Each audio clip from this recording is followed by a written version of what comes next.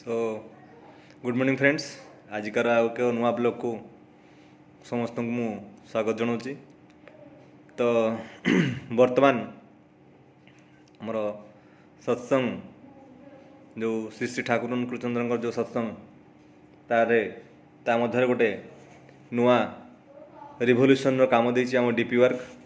से ही DP work जरिया आमे विभिन्न एरिया रे लोक मान सहित मिसी पारुचु। नुआ नुआ लोकों सहित आमर संपर्क बढ़ुची। आउ पूज्यपाद श्री श्री आचार्य देवंकर आशीर्वाद रे पूजनीय अबिंदांकर प्रेरणा रे आमर जो डीपी वर्क काम चली ताहा खूब सुंदर भाव रे आरंभ होईची। एवं यार जो उद्देश्य मु जहा बुझे मोर मूर्ख ज्ञान भितर, कारण आजिका डेट्रे आमे जहाँ जहाँ भी असुविधा फेस करचु, जहाँ जहाँ भी परिस्थिति आमे पड़ुचु ना कहीं आमर मुख्य है आज गोटे मनीष जेकोसी जी अवस्था रे थाउ, से गोटे छुआ थाउ, गोटे यंग पिला थाउ, गोटे मध्य युवक अवस्था थाउ, गोटे बार्धक्य अवस्था थाउ, सबू अवस्था रे मनीष आज एका पड़ी लोनलीनेस। सेटा सबुठु डेंजरस जिनस। आमे बस रे जाऊचु, ट्रेन रे जाऊचु, घरे रहूचु, आम पाखरे रहूची गोटे मोबाइल। सेटा आमर लोनलीनेस रो कारण होउची। आमे दी जन लोक बस रे जाई पहुंची जाऊचु पछे 6 घंटा 7 घंटा गोटे जर्नी कंप्लीट करछु, आमे साइड रे लोक किए बसछि आमे ताको जानि पारनु। घरे रही कि मध्य आमे समस्त निज निज मोबाइल रे व्यस्त। आ भविष्य तो कौन आसूची आ 5 वर्ष 10 वर्ष मध्य ताहा अतीत बहुत डेंजरस। आपन जदि मारिबे भी नेट रे गूगल रे भविष्य तो कौन आसिया जाउची, भविष्य रे को जॉब रहिबो को जॉब रहिबोनी, आर्टिफिशियल इंटेलिजेंस काम कौन, ता द्वारा आपन जानि परिबे भविष्य तो केते डेंजरस आ केते भयानक। सेति पई वर्तमान पूजन अबिंदांग प्रेरणा रे आम जो डीपी वर्क कार्य चली ता माध्यम आम नुआ नुआ लोकों संगे कथबार्ता हो पार्छु। नुआ नुआ लोकों संगे आम केमिति कथबार्ता हवा आम निजे आम निजर इक्यूटा बढ़ी पार्छु। आईक्यू नुहे इक्यू आपन जदि पाइबे नेट सर्च कर पारिबे इक्यूटा बढ़िया साहाय्य करुछि। वर्तमान आपन जदि मारिबे 2030 सुधा को जॉब सेफ थिवो, 2030 35 40 सुधा को जॉब सबू सेफ रहिबो आपन जानि परिबे कि आजिका डेट्रे आम जहाँ जहाँ भावुचे सेफ जॉब से गुड़ा 5 वर्ष पर नथिवो। 5 वर्ष पर आउ ड्राइवर दरकार हेनी, 5 वर्ष पर आउ पायलट दरकार हेनी, 5 वर्ष पर आउ भाषा दरकार हेनी।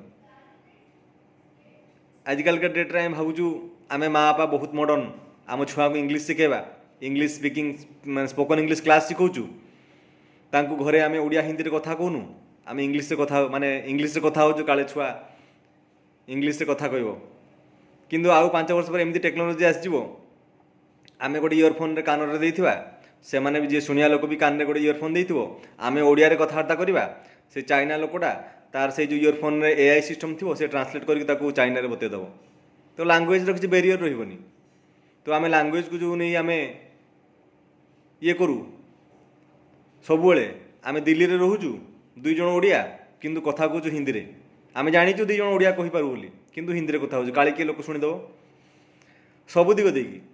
सेति पई डीपी वर्क रो काम होछु आमे जते नुआ लोकन साथ कथा होछु केमिति कथावार्ता करिबा, कोन कथावार्ता करिबा, सेते हम लोक संपर्क केंति बढ़िबो, ता द्वारा ही आमर निजर उन्नति होबो, आम परिवेश रो मध्य उन्नति होबो। आमे दुनिया रे फ्रेंड पाउनु, सांग पाउनु, साथी पाउनु।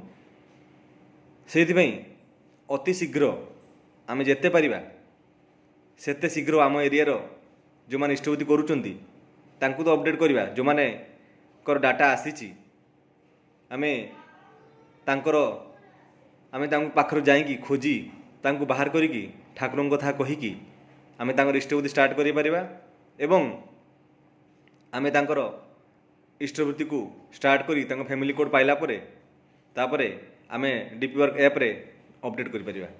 आमे तो नुआ नुआ लोकों साथ मिसुचे, नुआ नुआ परिवेश साथ मिसुचे, नुआ लोकों अनुभूति कथा बुझुचे, नुआ लोकों खबर नौचे, सेते बेले जना पड़ियो कि मो दुख तो किछि नुहे, तांको दुख तो केते बड़ अछि। जेतेबेले सेमान ठाकुर को सानिध्य लाभ करेंगे, ଯେତେବେଳେ ସେମାନେ ଠାକୁରଙ୍କର ଅପାର କରୁଣା ଲାଭ କରି ଆପଣଙ୍କ ଯୋଗୁଁ ସେତେବେଳେ ଆପଣଙ୍କୁ ଜୀବନ ସାରା ସେମାନେ ଧନ୍ୟବାଦ ଦେବେ। ଯାହା ସେ ଭାଇଙ୍କ ପାଇଁ ମୁଁ ଠାକୁରଙ୍କୁ ଆଉଥରେ ପୁନର୍ଜୀବିତ ପାଇଲି, ଠାକୁରଙ୍କୁ ଧରିପାରିଲି ଏବଂ ଠାକୁରଙ୍କ ଯୋଗୁଁ ହିଁ ମୋ ଏ ଜୀବନରେ ବହୁତ କିଛି ଉନ୍ନତି ହୋଇପାରୁଛି। କାରଣ ପୂଜନ ଅବିନ୍ଦା ଯଦି ଚାହିଁଥାନ୍ତେ ତ 8-10ଟା IT ପିଲାଙ୍କୁ ଲଗେଇକି ସବୁ ଅପଡ଼େଟ୍ କରିଦେବେ। ଅପଡ଼େଟ୍ କରିବାରେ କ'ଣ ଅଛି, ବଡ଼ କଥାଟା ଅଛି। ମାନେ ହେଲା ସେ ଲୋକଙ୍କୁ ଖୋଜି ବାହାର କରିବା ଫିଜିକାଲି। ଯେତେବେଳେ ଫିଜିକାଲି ଆମ ପଡ଼ିଶା ଘରେ କିଏ ଲୋକ ଦୀକ୍ଷା ନେଇଛି ଆମେ ଜାଣିନେ। ସେଇଥିପାଇଁ ଯେତେବେଳେ ପରିବେଶରେ ଠାକୁରଙ୍କ କଥାଟା ସବୁଆଡ଼େ ପଡ଼ିବ, ସବୁବେଳେ ଠାକୁରଙ୍କ କଥା ସମସ୍ତେ ଜାଣିବେ, ଠାକୁରଙ୍କ ମୂଳ ଉଦ୍ଦେଶ୍ୟଟା କ'ଣ ଜାଣିବେ, ସେତେବେଳେ ଯାଇକି ଦୁନିଆ ପସ୍ତେଇବ କାରଣ ମୁଁ ଆଗରୁ ଦୀକ୍ଷା ନେଇଥିଲେ ଠିକ୍ ହେଇଥାନ୍ତା। ଆଜିକାଲିକା ଦୁନିଆରେ ଲୋକ ଭାବୁଛନ୍ତି ମୁଁ ତ ସବୁ ଜାଣିଛି, ମୋ ପାଖରେ ଜ୍ଞାନ ଅଛି, ସବୁ ଅଛି, ମୁଁ ତ ଆଉ ପୁଣି ଠାକୁରଙ୍କୁ କ'ଣ ଧରିବି, ମାନିବି କ'ଣ, ଆମ ହାତରେ କିଛି ନାହିଁ। ଯେତେବେଳେ ଏତେ ବଡ଼ ବଡ଼ ଡକ୍ଟର ତାଙ୍କର ଜ୍ଞାନ ବଳରେ ସେମାନେ ଜାଣିଛନ୍ତି, ସବୁ ଜାଣିଛନ୍ତି, କିନ୍ତୁ ଅପରେସନ୍ ଥିଏଟରକୁ ଗଲାବେଳେ ଆପଣଙ୍କୁ କୁହନ୍ତି ଆପଣ ବାହାରେ ବସି ଭଗବାନଙ୍କୁ ଡାକନ୍ତୁ, ଆମ ହାତରେ କିଛି ନାହିଁ। ସେଇଥିପାଇଁ ଭଗବାନ ହାତରେ ବି କିଛିଟା ଅଛି, ନହେଲେ ମଣିଷ ତ ଭଗବାନ ହେଇଥାନ୍ତା। ମଣିଷ ଚାହିଁଲେ ହିଁ ସବୁ ଜିନିଷ କରିପାରିଥାନ୍ତା। ତଥାପି ସେ ସାଇନ୍ସ ଆଗରେ ସବୁ ଜିନିଷ ଫିକା ପଡ଼ିଯାଉଛି କ'ଣ ପାଇଁ? ଭଗବାନଙ୍କ ଅସ୍ତିତ୍ୱ ଅଛି, ଈଶ୍ୱର ଅଛନ୍ତି, ତାଙ୍କ ହାତରେ ବି କିଛି ରଖିଛନ୍ତି, ସବୁଗୁଡ଼ା ଆମ ହାତରେ ଦେଇନାହାନ୍ତି, ନହେଲେ ତ କିଏ କାହାକୁ ମାନନ୍ତିନି। ମଣିଷ ଏତେ ରିସର୍ଚ୍ଚ କରୁଛି ବଡ଼ି ବିଷୟରେ, କିନ୍ତୁ କେତେବେଳେ କେଉଁ ସମୟରେ ଯେଉଁ ମା ପେଟରେ ଯେଉଁ ଛୁଆଟା ଯେବେଠୁ ଗର୍ଭସ୍ଥ ହେଲା ତା ପରଠୁ କେଉଁ ମୋମେଣ୍ଟରେ ସେ ପୁଅ କି ଝିଅ ହେଉଛି ମଣିଷ ଆଜି ପର୍ଯ୍ୟନ୍ତ ଜାଣିପାରିନି। ନହେଲେ ତ ସେ ପୁଅ ହିଁ ସବୁବେଳେ ଜନ୍ମ କରିଥାନ୍ତା, ଝିଅ ଜନ୍ମ କରିପାରନ୍ତାନି। ସେ କେଉଁ ମୋମେଣ୍ଟରେ ସେ ପୁଅରୁ ଝିଅ ହେଉଛି, ବା ସେ ଯେଉଁ ଆମର ଶୁକ୍ରଟା ଅଛି ସେ କେତେବେଳେ ସେ ପୁଅରୁ ଝିଅ କନଭର୍ଟ ହେଉଛି, ମଣିଷ ସେଇ ଟାଇମ୍ଟା ଜାଣିପାରୁନି। ଭଗବାନ ହାତରେ ସେ ବହୁତ କିଛି ରଖିଛନ୍ତି। ସେଇଥିପାଇଁ ଆମେ ସବୁବେଳେ ତାଙ୍କର ସାନ୍ନିଧ୍ୟ ରହିବା, ତାଙ୍କର ଦୟାଟାକୁ ଅନୁଭବ କରିବା, ତାଙ୍କୁ ଧନ୍ୟବାଦ ଅର୍ପଣ କରିବା ଏବଂ ଲୋକମାନଙ୍କୁ ଚିହ୍ନିବା। ଆମ ଠାକୁରଙ୍କର ଯେଉଁମାନେ ଆଗରୁ ଦୀକ୍ଷା ନେଇଛନ୍ତି, କେଉଁ ମୋମେଣ୍ଟରେ ସେମାନେ ଛାଡ଼ି ଦେଇଛନ୍ତି, କେଉଁ ପରିସ୍ଥିତି ଛାଡ଼ି ଦେଇଛନ୍ତି, ତାଙ୍କ କଥା ବୁଝିବା, ତାଙ୍କ ସାଙ୍ଗେ ଫ୍ରେଣ୍ଡସିପ୍ କରିବା, ତାପରେ ଯାଇକି ତାଙ୍କୁ ଇଷ୍ଟବୃତ୍ତି କଥା କହିବା। କାରଣ ମୁଁ ଯଦି ଠାକୁରଙ୍କୁ ନେଇ ଗର୍ବ ନାହିଁ, ମୁଁ ଯଦି ଠାକୁରଙ୍କୁ କ'ଣ ପାଇଁ ଧରିଛି ଜାଣିନି, ମୁଁ ଇଷ୍ଟବୃତ୍ତି କ'ଣ ପାଇଁ କରୁଛି ଜାଣିନି, ତାହେଲେ ମୁଁ ଅନ୍ୟକୁ ବୁଝେଇ ପାରିବିନି। ସେଥିପାଇଁ ମୋର ଆଗ ନିଜର ଫଣ୍ଡା କ୍ଲିୟର କରିବାର ଅଛି। ସେ ଉପାସନା ବହିଟାକୁ ବାରମ୍ବାର ପଢ଼ିବାର ଅଛି, ସେ ସତ୍ୟାନ୍ୱେଷଣ ବହିଟାକୁ ବାରମ୍ବାର ପଢ଼ିବାର, କାରଣ ସକ୍ସେସଫୁଲ୍ ପ୍ରିନ୍ସିପଲ୍ ସବୁ ଲେଖା ହେଇଛି ସେଇଠି। ପ୍ରତିଦିନ ଆପଣ ଯେତେବେଳେ ସତ୍ୟାନ୍ୱେଷଣ ପଢ଼ିବେ ତା ଛୋଟ ଛୋଟ ବାଣୀକୁ ଆପ୍ଲାଏ କରିବାକୁ ଚେଷ୍ଟା କରିବେ, ହେଲେ ଦେଖିବେ ଆପଣ ଜୀବନରେ ବହୁତ ଜିନିଷ ପାଇବେ। ଆମେ ଯେଉଁଟା ବି ଅସଫଳତା ଜିନିଷ ପାଉଛୁ ସେଇଠି ଲେଖା ହେଇଛି, ସଫଳତା ଜିନିଷ ବି ଯାହା ପାଉଛୁ ସେଇଠି ଲେଖା ହେଇଛି। ତାକୁ ଆମେ ପ୍ରତିଦିନ ଯେଉଁ ପଢ଼ିକି ରଖିଦେଉଛୁ ସେଇଟା ନାହିଁ, ଆମେ ଗୋଟେ ଜିନିଷ, ଛୋଟ ଜିନିଷ ଆମେ ତାକୁ ପରିପାଳନ କରିବାକୁ ଚେଷ୍ଟା କରିବା, ହେଲେ ଯାଇକି ଆମ ଜୀବନଟା ସାର୍ଥକ ହୋଇଯିବ। ଆଉ DP ୱାର୍କ ମାଧ୍ୟମରେ ଆମେ ଯେତେ ଲୋକଙ୍କ ସାଙ୍ଗେ ମିଶିପାରିବା, ଯେତେ ମ୍ୟାକ୍ସିମମ୍, ହେଲେ ଯାଇକି ଆମ ପରିବାରଟା ସେତେ ବଡ଼ ହେବ। ମଣିଷ ଜୀବନରେ ଭରସା ପାଇବ। ସେ ଭରସା ଟିକକ ଆଜି ପାଇନି, ସେଇଥିପାଇଁ ହରେଇ ବସିଛି। ସେ ଭରସା ଟିକକ ପାଇଲେ ସେ ଜୀବନରେ ଆହୁରି ଉନ୍ନତି କରିପାରିବ। ଏତିକି କହି ରହୁଛି, ଆହୁରି ବହୁତ ଲମ୍ବା ଟପିକ୍ ଅଛି, ବାରମ୍ବାର ସେ ବିଷୟରେ କଥା ହେବା। ସମସ୍ତଙ୍କୁ ମୋର ଜୟ ଗୁରୁ।